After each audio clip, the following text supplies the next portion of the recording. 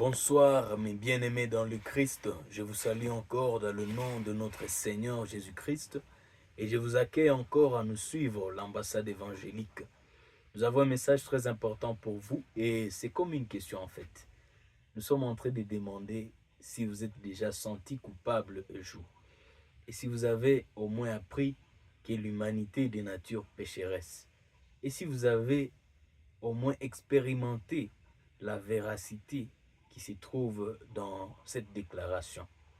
Beaucoup peuvent poser des discussions, ils peuvent remettre en cause cela, mais dans notre marche quotidienne, est-ce que nous sommes parfaits?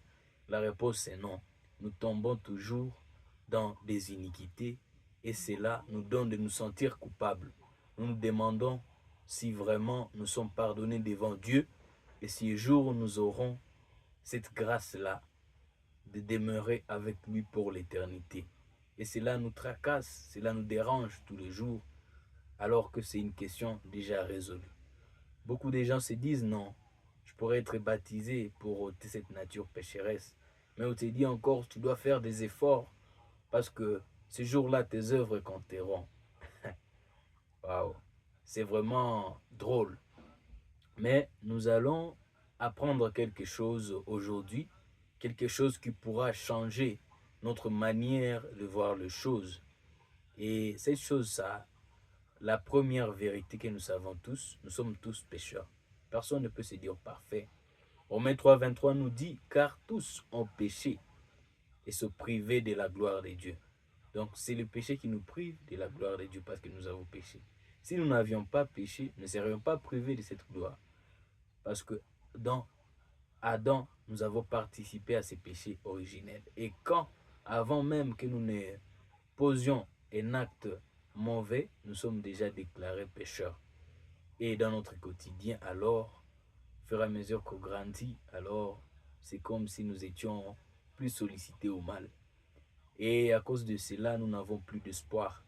À cause de cela, certains se livrent directement au péché. À cause de cela, même ceux-là qui se donnent avec courage aux œuvres caritatives, aux activités religieuses, et aussi n'ont pas d'espoir. Si tu lui demandes, est-ce que tu es sûr vraiment que tu seras sauvé, que tu demeureras avec Dieu pour l'éternité? Il dit non, Dieu seul saura, parce que Dieu est le seul juste. Peut-être qu'il me jugera digne d'entrer dans ce royaume. Mais nous allons lire Ésaïe 53, 6. La Bible est en train de nous dire ceci. Nous étions tous errants comme des brebis sans berger, et chacun suivait sa voie.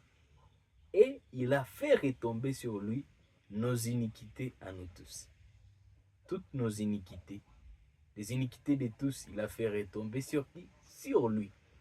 Lui là, c'est qui? Commence au premier verset, tu vas apprendre c'est qui? C'est l'agneau de Dieu. L'agneau de Dieu, c'est Jésus-Christ. En fait, Jésus-Christ, c'est notre victime expiatoire. C'est l'agneau sur laquelle Dieu va faire retomber nos iniquités. C'est par le sacrifice de Jésus-Christ, par ses blessures, que Dieu va punir nos péchés. C'est nous qui méritions de mourir parce que le salaire du péché, c'est la mort. Mais Dieu a fait quelque chose de très important. C'est Dieu qui a mis la mort comme le salaire du péché. Et cette mort, c'est la séparation totale avec Dieu pour l'éternité. Mais Dieu a fait quelque chose. Il a choisi que son fils, son propre fils, subisse ça.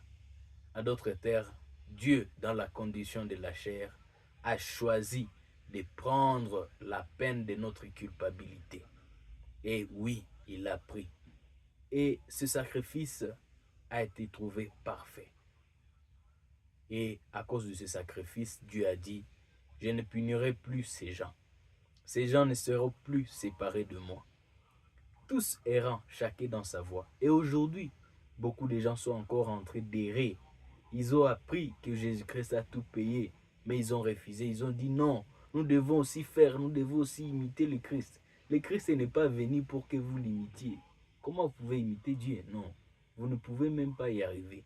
Dieu ne vous demande pas de monter vers lui, mais il est lui-même descendu vers vous. Ah, c'est vraiment quelque chose de très important. Il a pris votre condition, Il a pris vos iniquités pour vous donner sa condition. Il vous la donne comment? C'est pas qu'il vous la donne, il vous dit maintenant marchez comme ça. Non. C'est grâce à cette condition que vous saurez maintenant marcher. Mais vous voulez marcher pour savoir que vous êtes déjà dans cette condition, dans cette nouvelle condition. Mais il vous donne déjà sa sainteté gratuite. Il vous dit, vous êtes saint parce que je vous ai sanctifié par mon sang. Il vous dit, vous êtes juste parce que la peine de votre culpabilité, moi, je l'ai prise. Et aujourd'hui, vous ne serez plus condamné parce que j'ai été condamné à votre place. Et c'est ça l'important. Dire que nous sommes sauvés gratuitement n'est pas une injustice de la part de Dieu, ou bien n'est pas quelque chose de dire que Dieu n'a pas puni nos péchés et notre péché. Non. Mais c'est que Dieu ne veut pas punir doublement ses péchés, parce qu'il les a déjà punis à son Fils. Alors si nous punissait encore pour ses péchés, ça serait le punir doublement. Tout ce qu'il nous demande, c'est d'entrer dans cette voie, de laisser nos voies. Nos voies là, c'est quoi?